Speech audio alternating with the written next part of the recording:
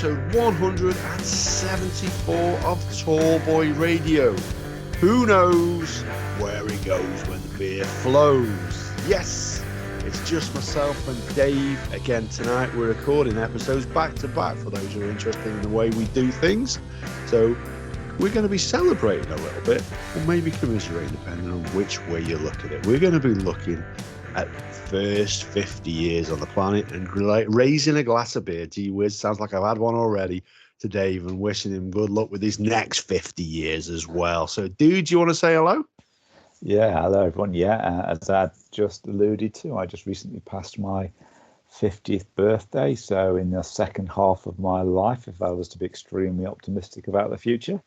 So yeah, looking forward to what Adam's going to be talking about. And if he's trying to reach into my memory, he's going to be disappointed as always.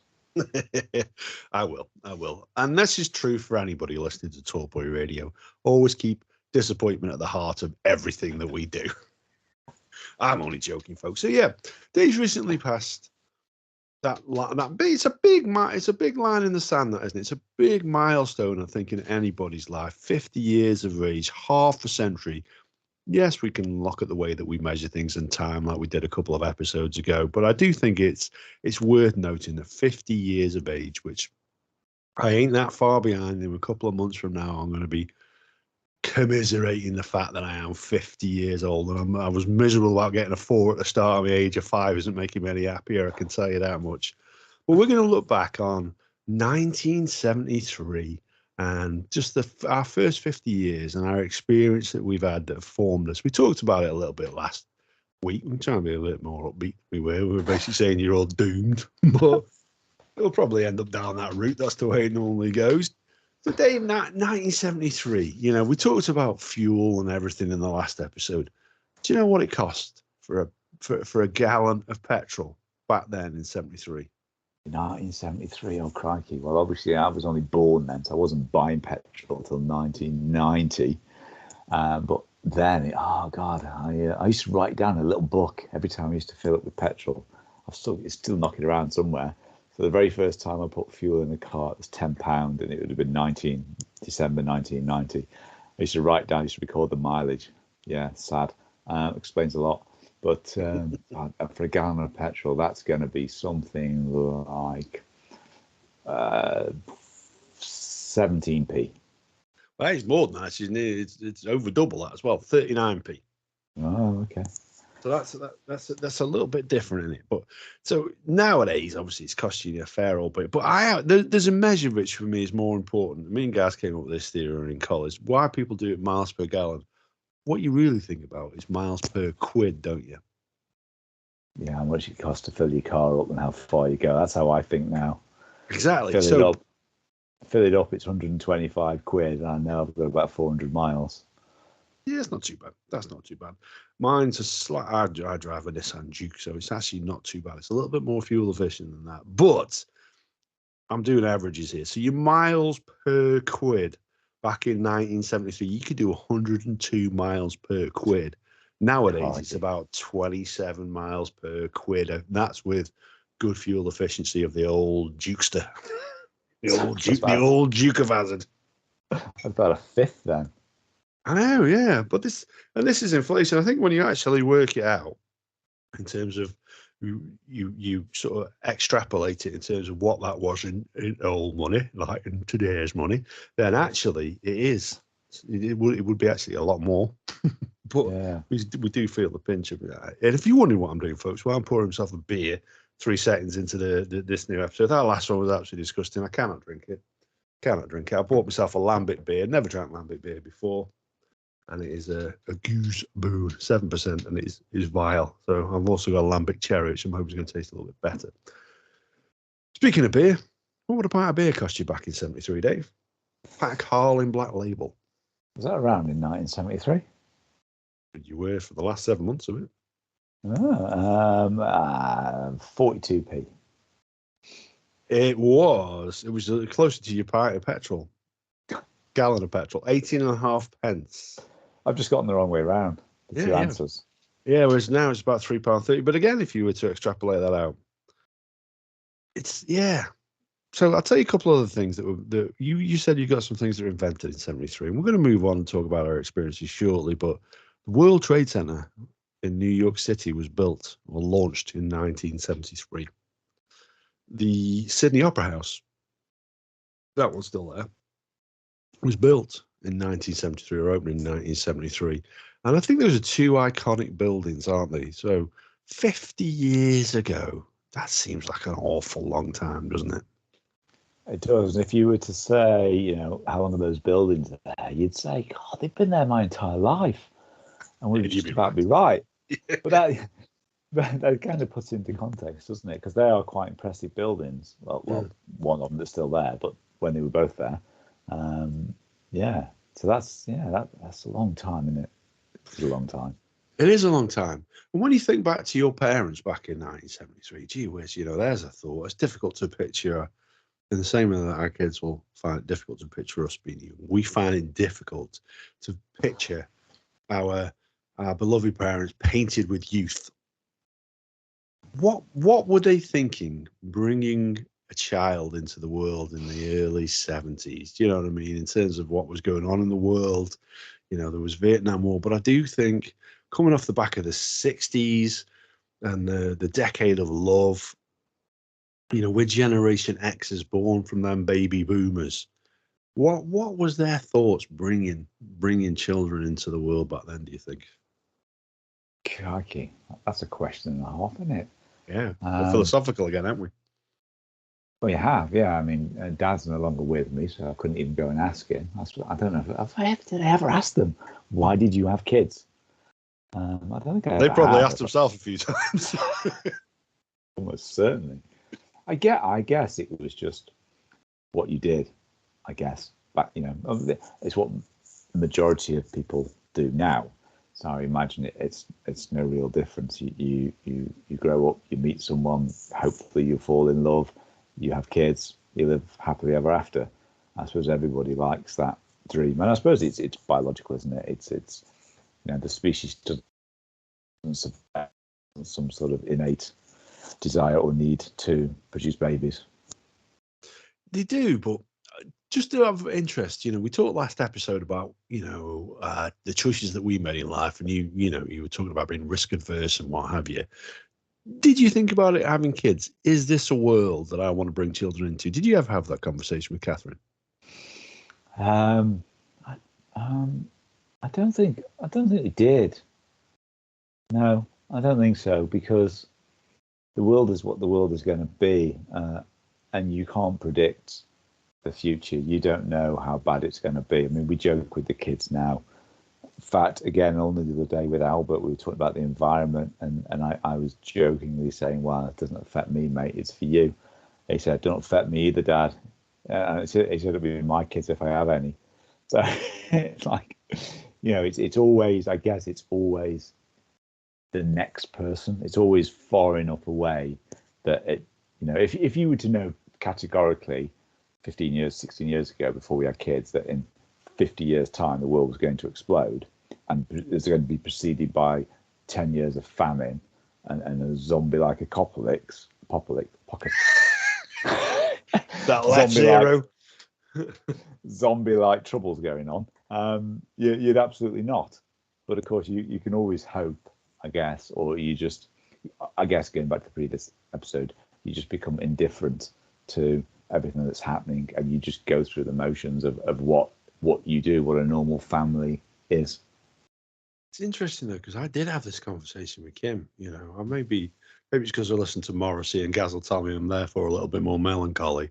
Well, we did have this conversation, and I remember saying, I don't know if it's a world that I'm not happy about bringing life into. That what are they going to experience? And it's great that you can wrap them up in cotton. Oh God, I'm doing your job now. You can wrap them up in cotton wool and what have you, and protect them and give them what you hope is a good start in life, and try and give them the building blocks to build from. But at the same time, then you don't know what's around the corner, you know. And when we had our second JJ, like, you know, and then we went into a pandemic before his first birthday, you know, like we said last time, we didn't know at that time whether this was going to be the beginning of the end, whether this was the apocalypse or the apocalypse. We didn't know that. We didn't know what was going to happen. And there was a little bit of me that was fearful, not for myself. I'd had 46, 47 good years on the planet, and I want to be here to see my kids grow up. But gee whiz, I do think, like we said last time, I do think more about them than I do myself. And it is a conversation. Well, I'd just be curious to know, and what our parents' thoughts were bringing up into the world, whether they even thought about it, thinking this is the kind of world. I've got this idea. I grew up in the 70s and 80s, the same as you did, and they were wonderful times, and they were carefree. But were they just carefree because we were children? You don't know any better. No, because our kids now, they know all the bad stuff. They know about Donald Trump and Putin and capitalism and famine and sweatshops and child labour and the Met Police. They know about all these things. So I think these things probably existed, but I don't think it was it the same, or was it just not reported as much? I just think it was a lot simpler back then. Things were simpler, and it's a very interesting query, isn't it, really? Because when you think then, the news was an hourly slot, maybe a couple of times a day. And that's where you got it. The newspaper was the gospel. It was the truth. Everybody bought them. And, the Daily Mirror growing up was always on our side table, bless it. It was great for getting dog dirt off your shoes, and that was about all it was good for, let me tell you that. But nowadays, social media doesn't mean it needs to be news. It doesn't need to be truthful. It just needs to be a story. And I think now, when you're watching the news, it doesn't even need to be truthful then. A lot of it is opinion, and this is what is happening, and this is what you need to be thinking. These are the world events, and this is how they affect you. We're telling you. And this is, and you're quite right, it's out there, and it's 24/7, and it's constant. And like you say, it's a very, very scary world when you break it down. But is it any different to what we grew up with in the 1970s? I think it is. We obviously had the nuclear things exist, as you said. You had Vietnam, but that was very much. I think it was kind of weird, because when you had the Cold War, when was the Cold War? Was that the 70s or 80s? The main Cold War, when the 80s, wasn't it, with Russia and what have you? It probably started in the 70s, but I remember it being the 80s, and Gorbachev breaking that, and Reagan waggling the finger at him. Yeah, so those were times that those things existed, and I'm sure that they were pretty scary. But that's probably just one or two big things. It's just hard to imagine. I think the world is. I think perversely, we're actually in a better place if you look over hundreds of years, but we're only looking over 50 years. If you look over 50 years, we're in a far worse place. I think there's just too many nut jobs around the world, basically, with a lot of power. And by that I mean mainly political or military, as opposed to financial. Well, I'm going to chuck one party out there for you that not enough gets talked about. They've been very, very quiet now for the best part of 30 years, and I think they're needed more than ever. We need to see a re-emergence of the anarcho-pacifists. When we created the anarcho-pacifist party, it was me, you, and Rob McKee, I believe. God, I'd love to get in touch with Rob and see where he is now, because I'm getting nostalgic in my old age. But when we created the anarcho-pacifists, that was idealistic. Could you imagine back then being a 50-year-old man reflecting back on those times? God, I don't know. I mean, I guess I was always a bit older than perhaps my age in lots of ways, but no, 50 would have been so far away. I think time moves at different speeds with your age. I know it doesn't, because we've covered this in our very scientific episode of you. But I'll give you for example. I was talking to I had one-to-one with all of the colleagues at work a few weeks ago. Just talked about where the business is, how they fit in, where they see themselves going, and the range of views was quite drastic. We had one girl who's been with us for about a year and a half. It's her first job, and she's like, 5 years. That's like forever away. And then you've got people that have been in the company for already 5 years and are in their 40s. And to them, 5 years is a very small amount of time. So just your age means that looking forward, it seems so to think, can you look at 18 and can you look at 32 years forward? It's just like a lifetime. It's like now saying, can you look to 120?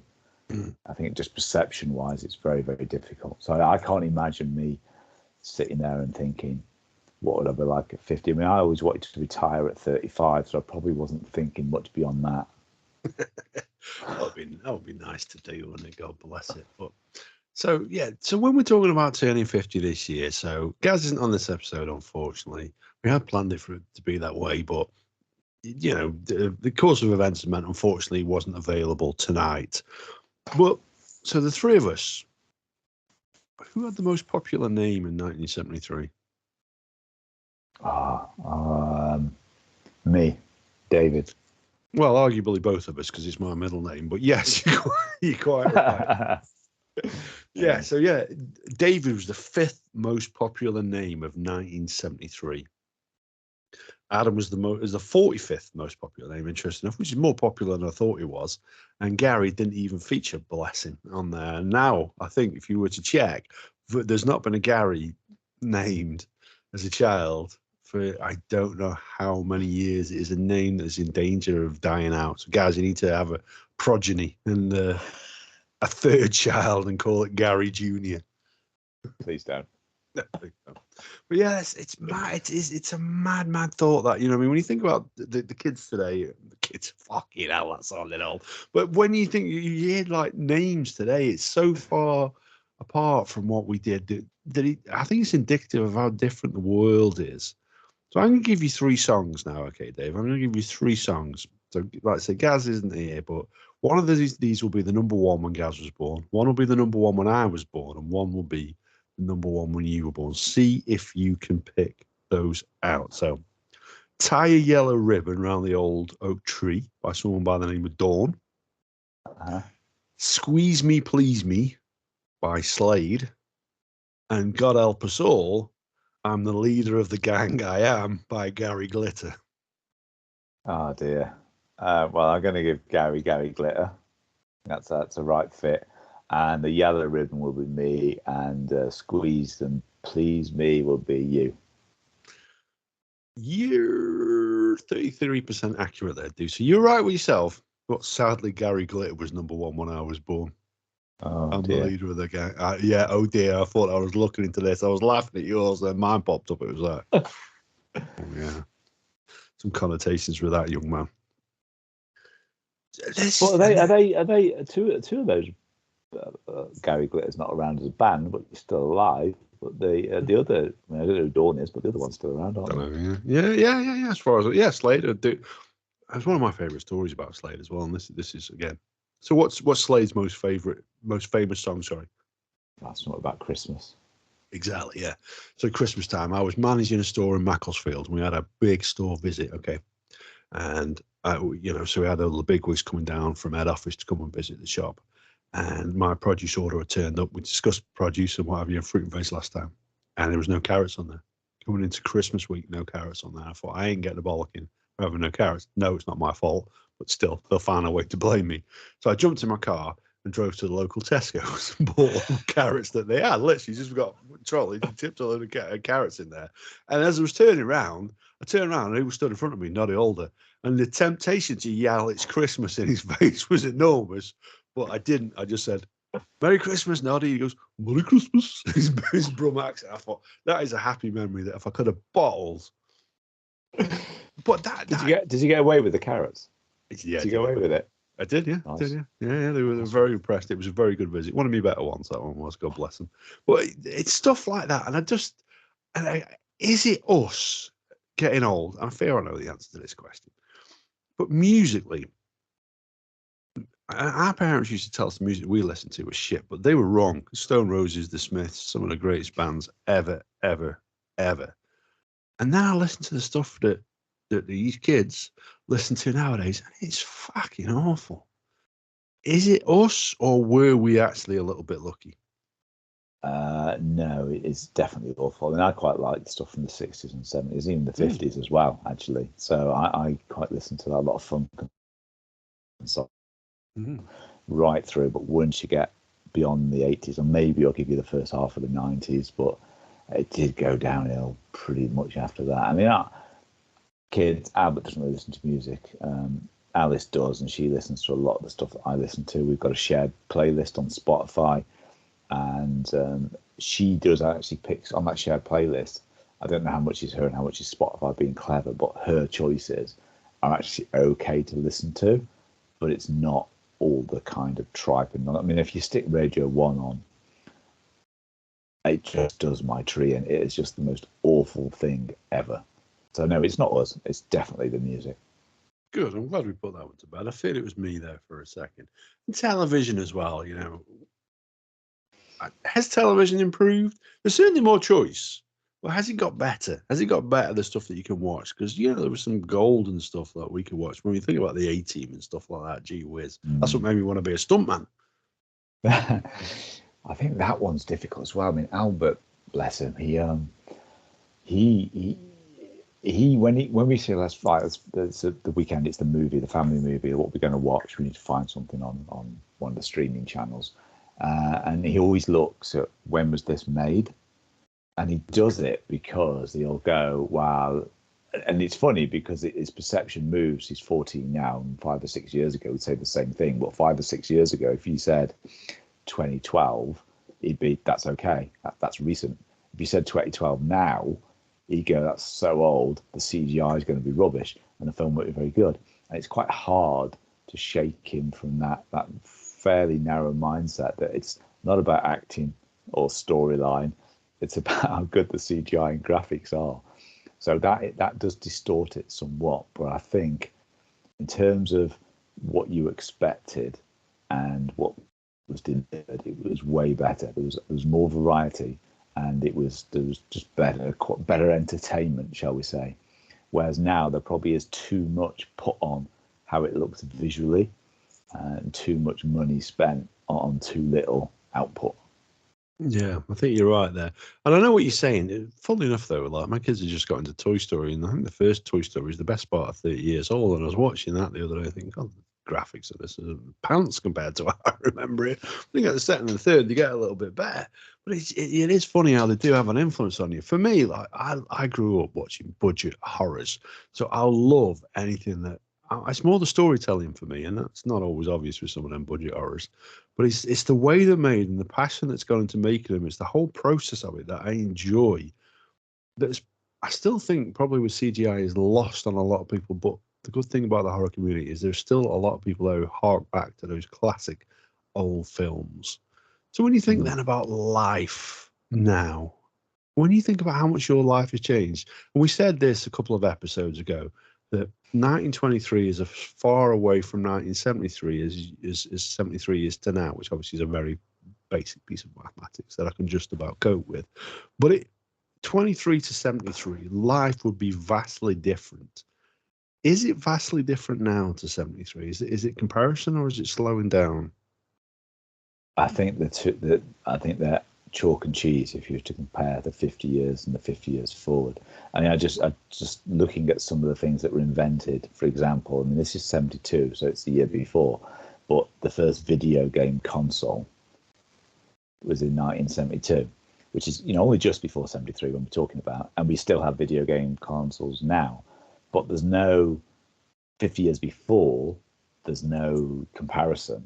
No. You know, and then in 73, the graphical user interface, i.e. a computer screen.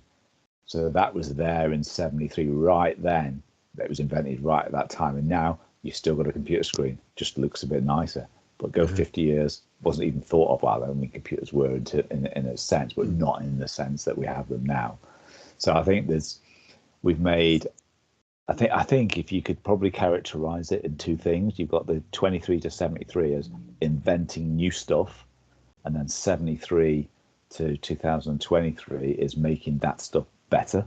Because even, and get this, in 1974, not 1974, sorry, the 1977, the first self-driving car was made.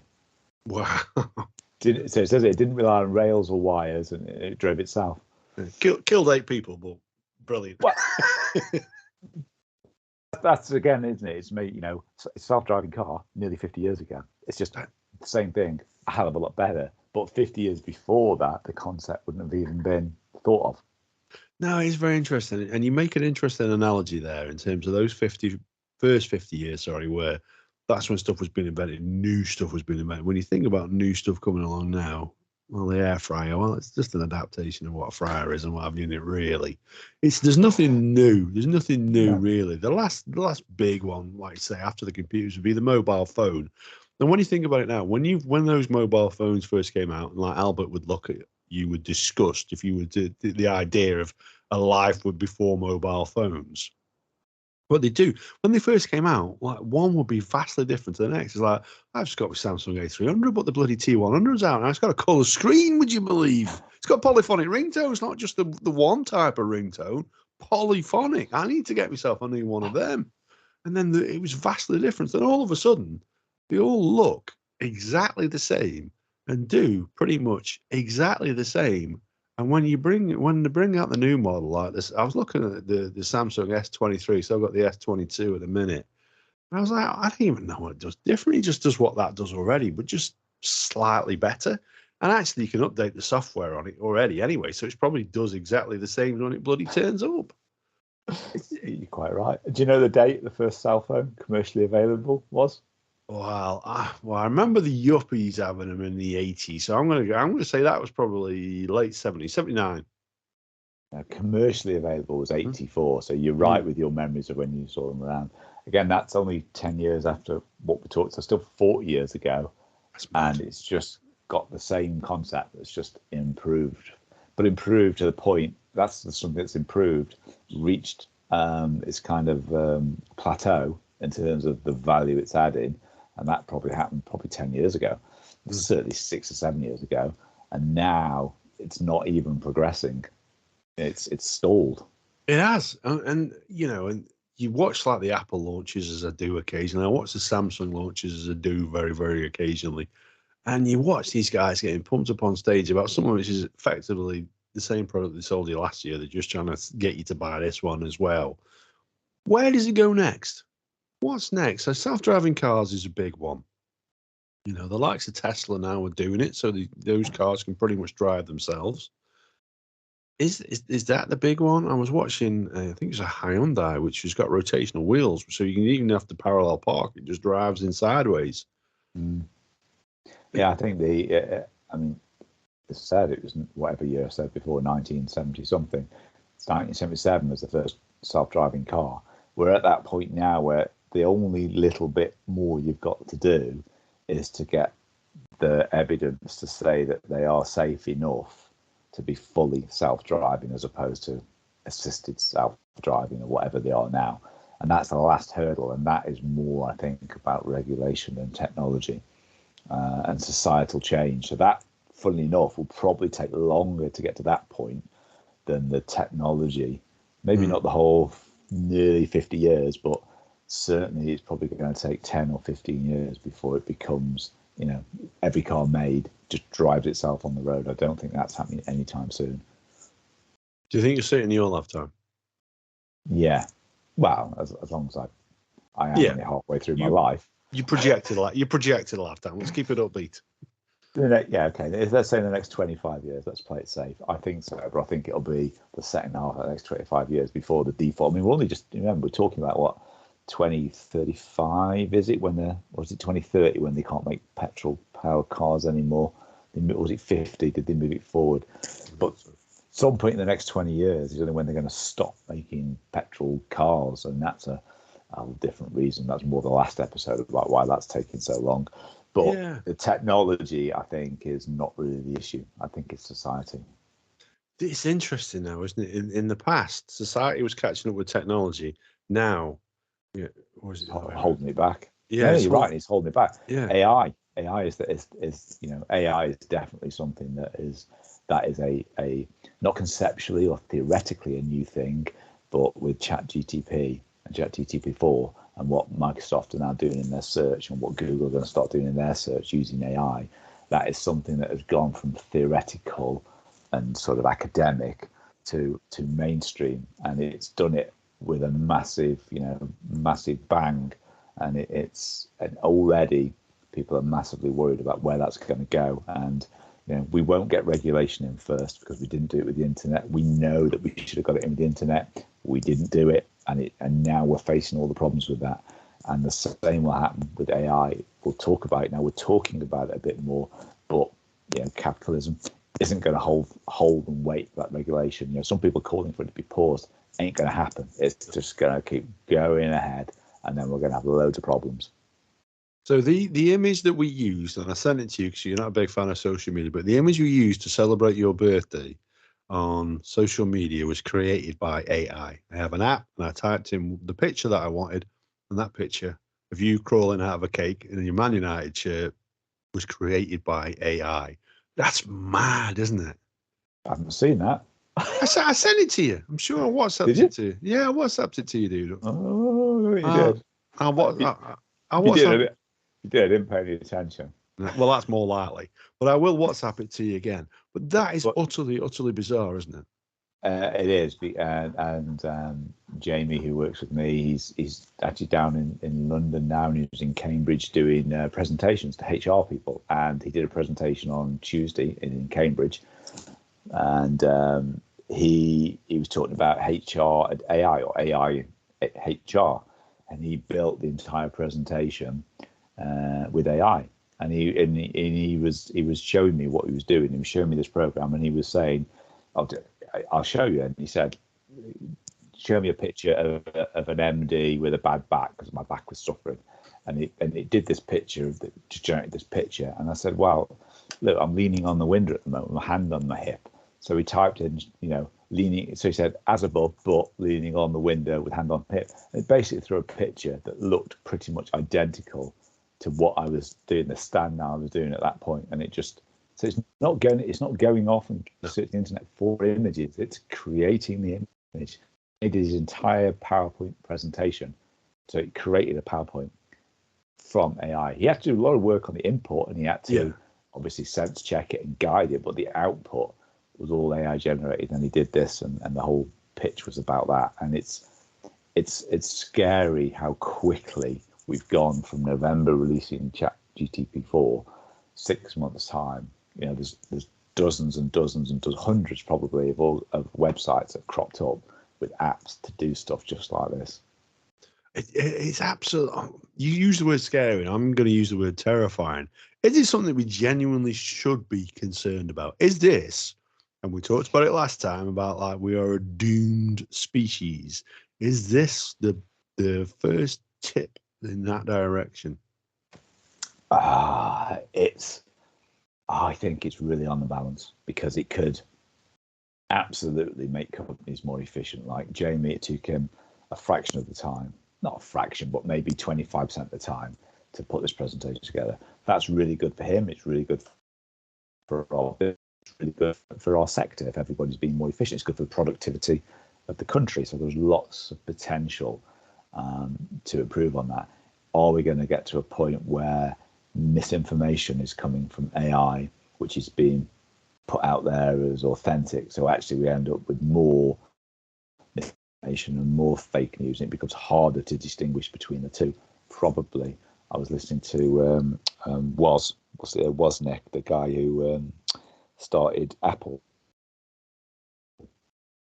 and he was basically saying that anything that's created by AI in terms of copy or advert should carry a note that this was created by AI, because if you don't, the world is just going to be, fooled into this sort of, be lulled into the situation where they see all this stuff and believe it's real and it's from AI. And people are going to believe it, and it might not be true, because AI only responds to how it's been programmed to respond. So there's got all the bias issue that's in there. Is it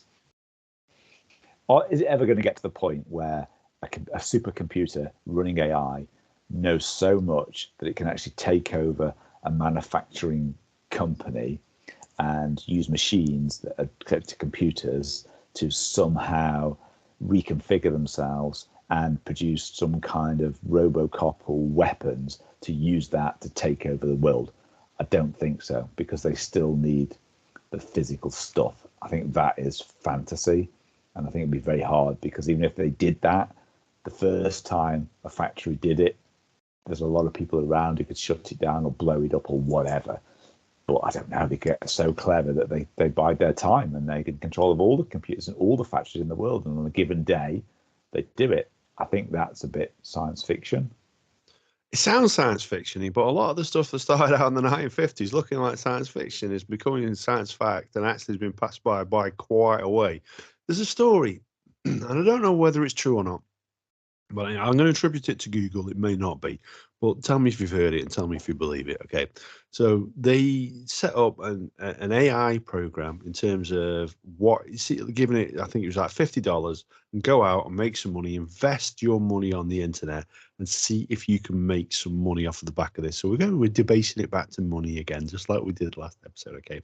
So this AI app, so it started looking at things, and it could not get past the "I am a robot" thing, the sequential pictures that I struggle with as well. And I find myself asking myself, I think I might be a robot here, because I'm pretty sure I selected all the frigging bikes. What's going on? So anyway, it did this, and it couldn't get back. It couldn't get past it. So what it did was it placed an advert on Fiverr for somebody to pay money, to pay somebody to select these things. So this guy then obviously starts doing it, and he started thinking for a while, this seems a bit fishy. And he asked the question, are you a robot yourself? Is that why you cannot get past it? And this thing replied, no, I'm visually impaired. I cannot cope with these things. Can you assist me? This guy went and got through these things that are designed to stop robots getting through, and was paid for doing so via AI, via Fiverr. Now, I don't know if that seems a little bit fanciful, but at the same time, there's a degree of what it could be potential truth in that. I would think if it's smart enough to place an advert on Fiverr, it could figure out what a frigging bike looks like. Well, it could, especially if it's using the captures that are generated by Google in the first place. No, I've not heard that one, but it's difficult, because there's a difference between responding to questions as an AI and giving you the information or doing stuff for you, and then that independent thought and problem solving and having the innate understanding of human emotions, and coming back to things like greed and envy. Without those, which I think it's very hard to replicate with computers, I think that does make things difficult, because in that situation you need to basically persuade somebody, and if that's true, they've offered money, greed, and then they've basically played a sort of a pity card. Not pity, that's not the right word, but they've tried to hang on somebody's emotion, or please help me, I'm visually impaired. Those are quite smart things for an AI to figure out, and it doesn't sound like that's a real thing to me. Does it sound like one of these stories just made up on social media to make you afraid of something new that's coming? Absolutely. All made up by AI. Yeah, that would be bizarre if that was true. Because somebody's gone to AI and say, tell me a story that I could use to scare people from AI. Listen, it works for me. First I read that, I thought, oh, it's utterly terrifying. And I started thinking, hang on a minute, if it's smart enough to place a bloody advert on Fiverr, but I can't tell what a bike looks like, it seems a little bit fanciful. But who knows? Who knows? So go on then. We've gone down that route again somehow. I don't know how we've gone down to the death of humankind route. As we get older, do we get a bit more morbid? I guess you see more death and more suffering and more misery across the world through news, through social media, but also when your own friends and family die or get ill. So I guess it's hard. It's hard not to be when you see it more and you're exposed to it more. It becomes more inevitable. Of course, your own death becomes more inevitable every day you live, just because it's finite, or is it? And this is another conversation. Or are we at 50 at the cusp of an age where the potential for living much, much longer, or even forever, is within our lifetime? Because it's not, they're talking about recently curing or at least vastly slowing down progression of Alzheimer's. And that's playing with stuff inside your brain, and that's the last nut to crack, because we know we can regenerate organs and all that sort of stuff. So, yeah, are we the last sort of generation to have any hope of that? I think if you're in your 60s or 70s, you're probably too late for it. But if we could get to 90, 40 years, I reckon that could be on the table. Well, there's a thought, isn't it? Would you want to live forever? I know you're a Queen fan. Who wants to live forever? Oh, God, given my previous thing of you're born, make the best of it, you die, it doesn't sound like it do. Equally, I absolutely wouldn't unless I was, I think this is what everyone would pretty much say, is that if you're physically and mentally have capacity of your own body and mind and you can look after yourself, that's the first thing. If not, then no. If you have, I think it would depend on the world, and it would depend on the population and the struggles. If we've populated Mars and we're thriving, and actually as a global society, people are living in harmony and peace, and there's plenty of food and happiness to go around, why wouldn't you want to live forever if you could? As it's going, if you looked in the future now, you think, God, no, get me out of here. Yeah, it sounds like a TV show, that does. So, the other thing that people do, so you do, I always think, when you used to visit elderly relatives and they do that, Elsie's died, and who the fuck hell Elsie? But you know what I mean? And there is that, like you say, there's that obsession with like mortality, and I get it, because I think about my mortality now more than I ever have done in my life, and I guess that's because there's probably more of it behind me than there is in front, and I'm very, very conscious of that. And if it perhaps, if when you thought about the age of like 18, you think about 40-year-olds, you'd be thinking, you bloody old bastard, you're nearly dead. But now when you're past 40 and all of a sudden you're at 50 and you're grateful for having 50 years, and you'd be grateful to have 50 more, knowing realistically the chances are against it more than they are for it. The other thing that I think we become as we get older is a little bit more nostalgic. So this is why I asked the question about the music earlier. I believe the music was better, but is that nostalgia? Do we see it, our simpler times, do we see them through those rose-tinted glasses? Because there's a little bit that believes that, I think I had a pretty good childhood. Growing up was pretty fantastic for me, and I loved every minute of it for the most part. There was shit bits as well, but that's life. But for the most part, I feel blessed, and I do use that word genuinely when I say I feel blessed in the existence I've had so far. But I don't know how much of it is nostalgia and me remembering it in a way that I want to remember it. And I look forward and I don't have that same enthusiasm and excitement. No, it's a difficult one, isn't it? And I guess the way that you could try and judge that is to look at your own kids or your maybe your nephews or nieces that have grown up from, you've known them since they were born and they're now teenagers or adults or whatever. And how would they perceive their life now? Have they grown up having a happy, carefree life where they've enjoyed it, and ups and downs, but generally they look back on it and think, yeah, that was great? Because that would probably set the mark that we are doing it from either nostalgia or just we don't like now, we liked then. So it's not that now is bad, we just don't like it, we prefer it back then. But then that would be because we're comparing to completely different times, as we've said, with some of the things that only just invented when we were born and now have been perfected to the point of they can't get any better. Yeah, it's interesting. When you look at the standard of football as well, just things like that. When I think about football and you watch you back in the day and you have a bit of a chuckle to yourself when they're kicking around a big heavy football, and then you see our modern day Nancy's kicking a very much lighter ball around and falling over the second, that anybody goes anywhere near him. I just, the things that change that are technically still the same is what really, really bemuses me, and I get fascinated by now. I went to Abersock recently, this a couple of weekends ago. I had a weekend in Abersock, and I went there every summer as a child. I would say probably from maybe 6 to 16. That might be a slight exaggeration, but there was a good period of time when I went to Abersock every single year. And walking down that street, everything was the same, but it was different. Had a hell of a lot of investment in it, to be honest with you. It wasn't like that when I used to go.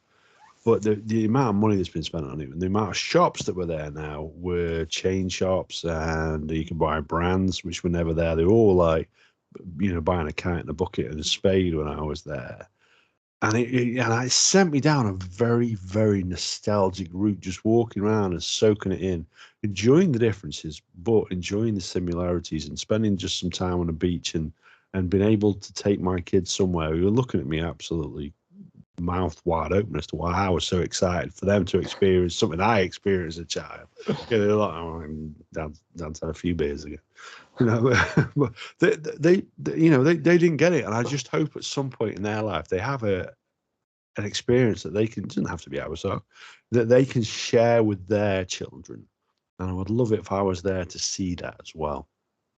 Yeah, that would be special. But if you think of that, if you think of our local village where we were brought up, when we were growing up back in the 70s and even the 80s, you had your greengrocers with all your fresh fruit and veg out on the street, and you had your suit shop, your dress shop, your shoes shop, you had the building societies, you had the libraries, you had the TV rental shop, you had your DIY shops, you had all of those things. That none of them virtually.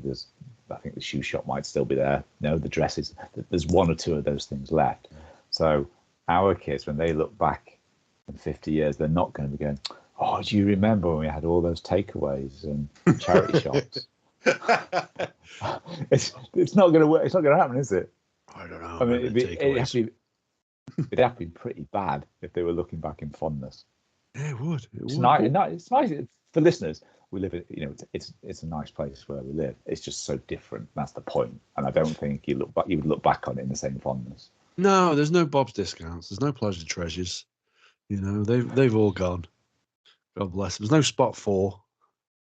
I don't even know what. I know Spot 4 used to sell marbles. That's the only reason I remember Spot 4. I think it was a light shop actually. Just I bought marbles from there as a kid.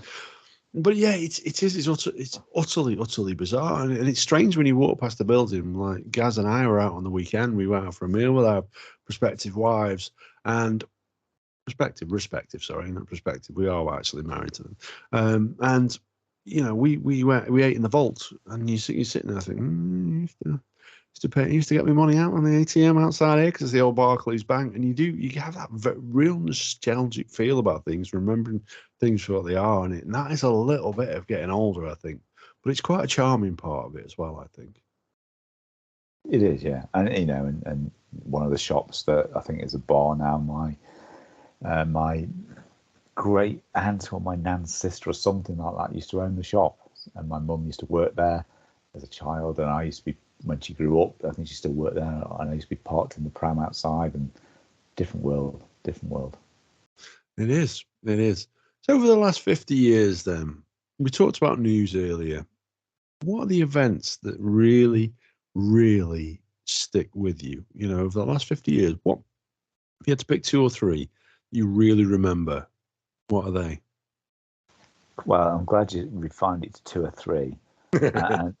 And there probably is only, without thinking more, but the 2 very obvious ones that were felt and really impactful were when Princess Diana was killed, murdered, died of an accident, depending on your viewpoint, and of course the Twin Towers.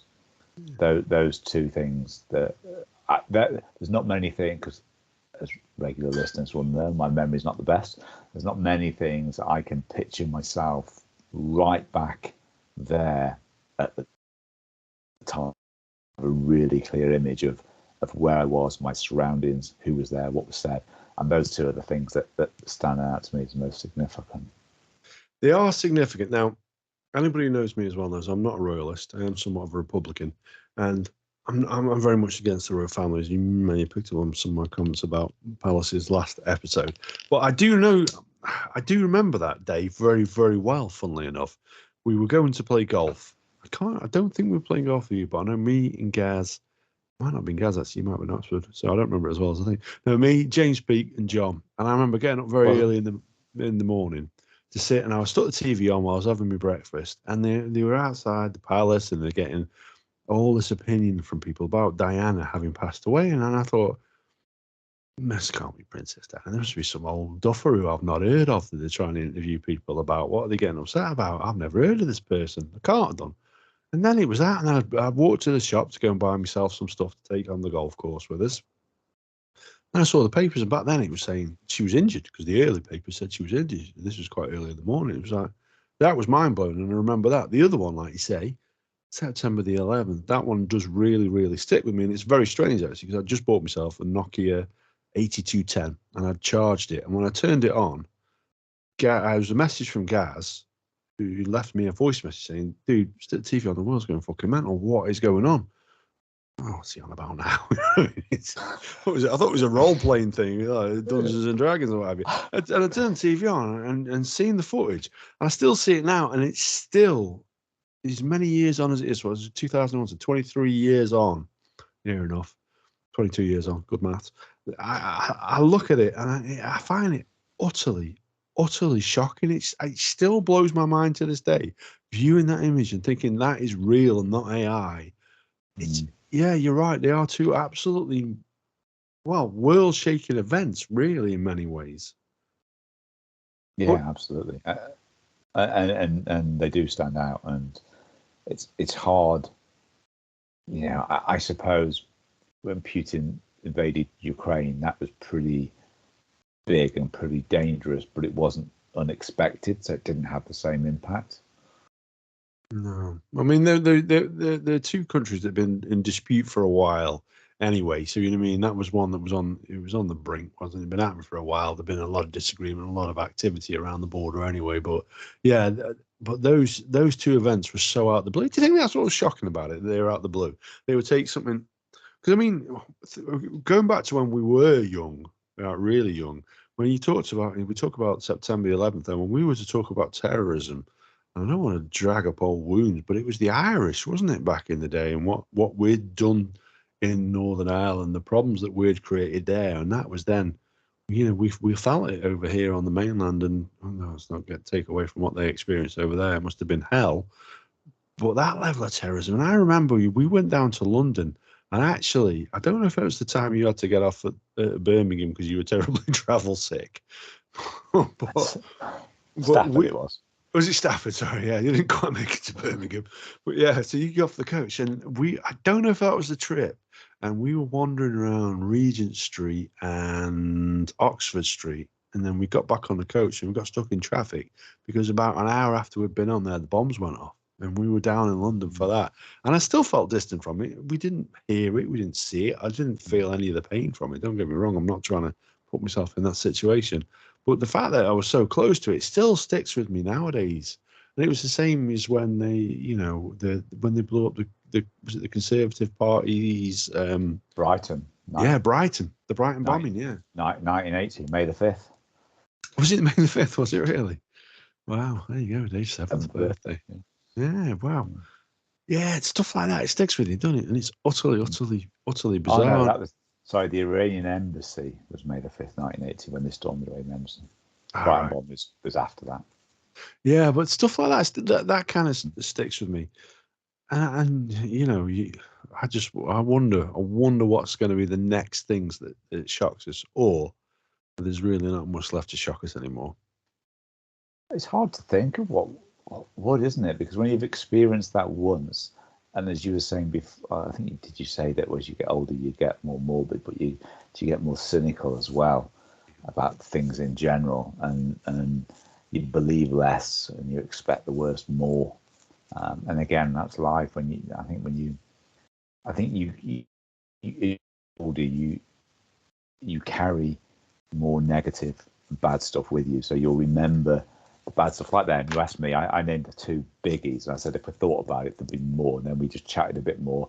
And there's 2, 3, 4, 5 others. And remembering about Catherine worked in Manchester, and the IRA had the bomb in Manchester, and whenever that was, like 15, 20 years ago, whenever that was. So there's quite a lot of those big, significant things. And you carry those around, but you don't necessarily carry around all the good stuff or hold all the good stuff on. You know, it's not the same set of scales, is it? Bad stuff, good stuff, balance. The bad stuff is heavier, or more of it. So the older you get, the more that weighs down on you. And unless you have, going back to the previous episode, some kind of spiritual enlightenment where you somehow can release all of that and have a new openness and a new path forward, I think that's just inevitable. The older you get, it's hard. hard you experience more, and it just gets carried with you. Yeah, it's interesting. And I guess the more shocking things that happen on a positive nature will be more personal to you, because that's the thing that has a bigger impact on you. Mm-hmm. Whereas a big negative story, don't get me wrong, there's things that will affect us negatively as well. I'm not detracting from that. I know that there are. But then there's a huge story like that. And even when you say a huge story, when you look at September the 11th, the enormity of that day and the amount of lives that impacted. Whereas when the other one that you mentioned with Princess Diana and what happened in Paris, that really was only the two people in the car that perished, sadly, and and then the families that were then grieving for them, that were truly, truly impacted by it. Yeah. Everything else, we sort of felt it by proxy, and we were affected by it. If you're a royalist, you felt it that way.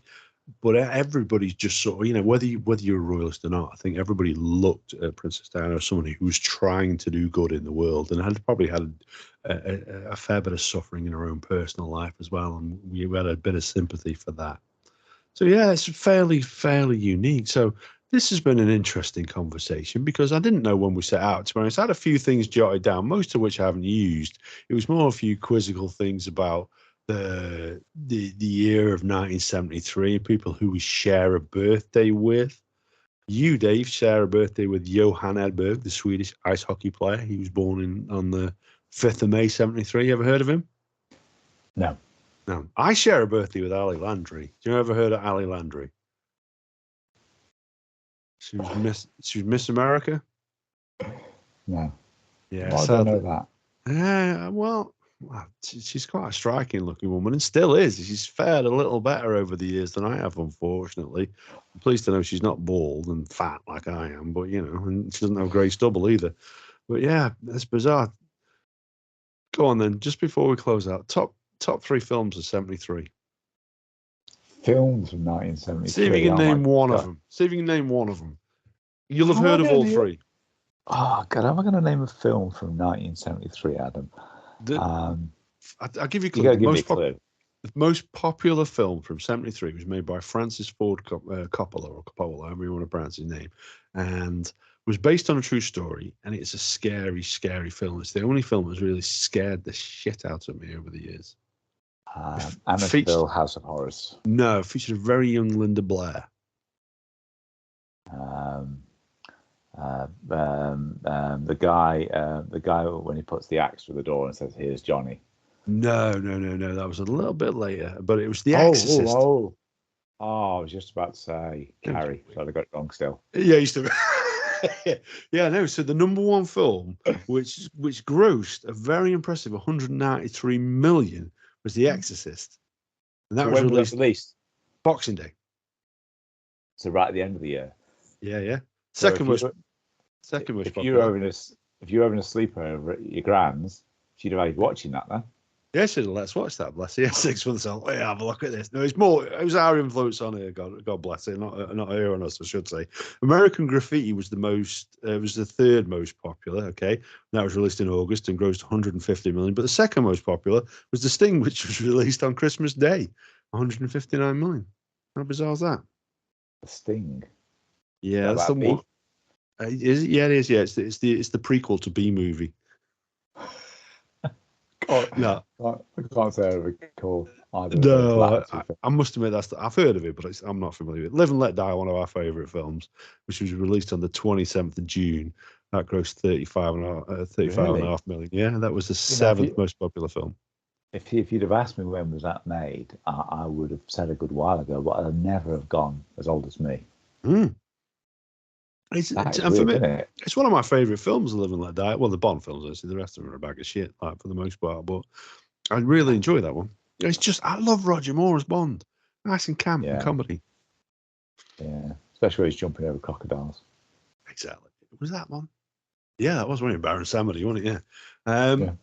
So, from one Gen Xer to another, dude, how do you want to sign off this episode now that you are the elder statesman of TBR? You said that, I was thinking this the other day. I couldn't remember. Is it Gaz June and you are July? No, we're both July. Oh, you both. I thought one was June. 21st, one of you? Mine's the 21st, Gaz the 7th. Oh, not too bad then. And I thought that one of you was June. Technically, you probably could have been older than me if you went from conception rather than birth. But you're not if you try. It's unlikely. But you would have to be there. Would we take if we were to take from the point rather than look at the point where I cast my mother's loins asunder as I forced my way into this world. You know, looking back to a far gentler time on the matriarchal genitalia when I was conceived, you would have to use those dates for yourself as well. Yeah, but if I was born prematurely and you were overdue, but you weren't, and neither was I. I know. Look at the size of me. I look like a bloody big baby with the bald head. But yeah, could have been. We weren't. No. I was 5 days late. Know. I was 5 days late, so I technically was overdue. And there you go. And if I was 8 weeks early, which I wasn't, 8 weeks is quite significant. How would I end this episode, Adam? Look, you know, we've talked about some topics here that could dictate the future. It can be a bit doom and gloom, but there's also a lot of hope. And I think the last 50 years have moved technology and society forward massively, far more than the 50 years prior to that. And the next 50 years, I don't think the shift is going to be in technology. I think it's more going to be in society and people and how we live and how we treat each other, because I think that's what's going to save, if it can be saved, humanity. It is us, not stuff. You're 100% right, but I'm going to let the elderly cynic within me take over and say we will not treat each other any better. Chances are we'll treat each other much worse, and offset it with some kind things that we share on social media so that people think we're kind, where actually we really aren't. Well, if you've listened to the last episode and this episode, I just hope for your sake you haven't done them back to back, because you're not going to be celebrating. You're not. But there's good news for next week. We've got something a little bit more fun. We're going to be doing some wine tasting. Gee whiz. Let's see how we get all morose and after a few bottles of wine start fighting each other. So that's something to look forward to, folks. And don't have nightmares. I know it's the old crime watch thing, but seriously, try not to have nightmares if you think about this. It's all going to end anyway, so just enjoy the ride. Take care.